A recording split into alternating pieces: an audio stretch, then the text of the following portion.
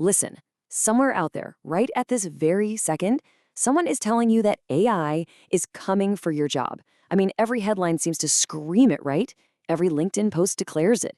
It's basically the topic of every family dinner right now. This panic-inducing narrative is absolutely everywhere. But what if I told you the real story is completely different from what you've been hearing? We've all seen this quote, AI is coming for your job. And look, I want to acknowledge this widespread fear because it's real. And honestly, it makes total sense why people feel this way. But we are going to immediately pivot to reality today in this explainer. Because Boston Consulting Group, which is literally one of the most respected research firms in the world, just dropped a bombshell 2026 report on AI and jobs. And their data proves the exact opposite of this scary quote. Okay, let's dive into this. Let's look at the actual data that matters. Over the next 2 to 3 years, so by 2028, we are going to see a massive shift. Up to 55% of all U.S. jobs will be significantly reshaped. Now, contrast that with this. Only 10 to 15% of jobs face full elimination. I want to slow down right here, because this massive contrast is everything. The vast majority of jobs, that massive 40 to 45% gap we're looking at, they aren't disappearing at all. They're transforming. So here is exactly how we're going to break it all down today. First, the real AI job data. Second, eliminated versus reshaped jobs. Third, why reshaping is an upgrade. Fourth, essential skills for AI. And finally, the 12-month action plan. Stick with me because we've got the data to prove you really don't need to panic.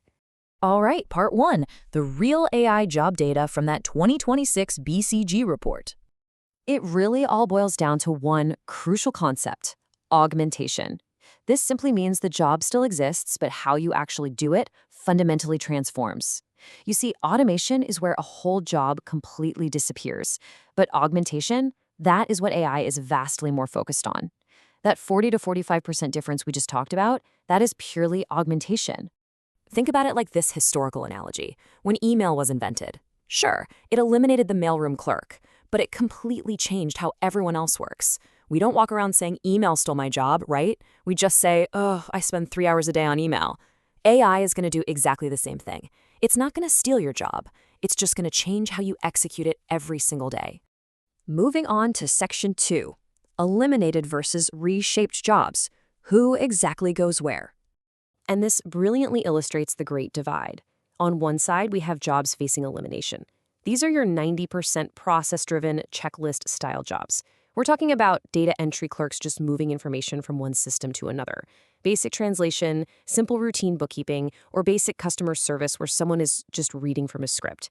AI can literally just do that faster, cheaper, and with zero errors. But on the flip side, look at the jobs being reshaped. These roles rely on genuine human connection, complex decision-making, and real judgment. Let's see how this plays out in the real world. Software developers? They aren't disappearing. AI coding assistants might rate 30 to 40% of the boilerplate code now, but developers become architects who instruct the AI and review its output. Teachers will use AI to generate lesson plans and do the grading, which frees them up to focus entirely on student connection and reading the room when a kid is struggling. Doctors will have AI read complex x-rays and suggest treatment plans, so the doctor can actually focus on bedside manner, looking you in the eyes and answering your questions. The AI handles the paperwork, making the human part of the job even more important. Which brings us to section 3, why reshaping is actually an upgrade, the real silver lining here. Just listen to this quote from a software developer. My job is genuinely better. I mean, think about what you actually like about your work. It's probably not copying data into spreadsheets or filling out identical forms.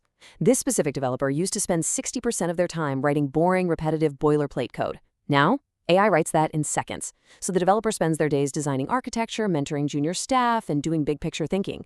BCG's research highlights this fascinating trend.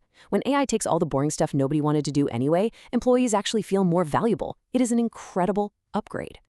All right, section 4, essential skills for AI and what you need to start building today.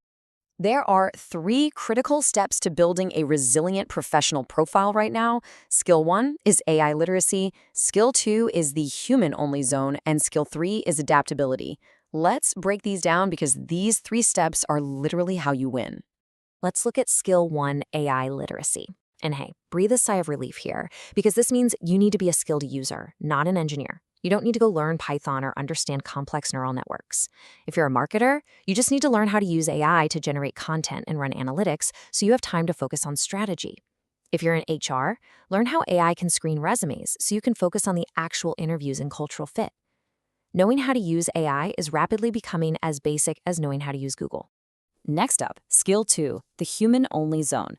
This is all about leaning heavily into what AI genuinely cannot do: empathy, leadership, creativity, ethical judgment, navigating ambiguous situations, and tricky office politics. I really want to punch this up for you. These traits aren't just soft skills anymore. They are your career's hard armor.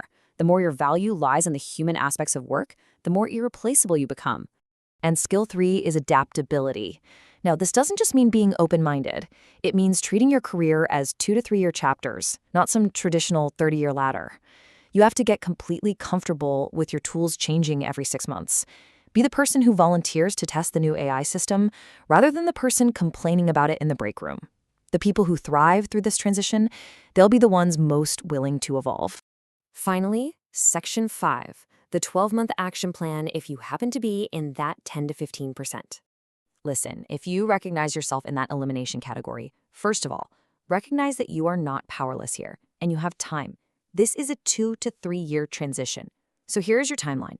Month 1 to 3, audit your skills. Identify exactly what is purely process-driven in your day and start using AI tools yourself to understand them firsthand. Month 4 to 6, identify an adjacent role.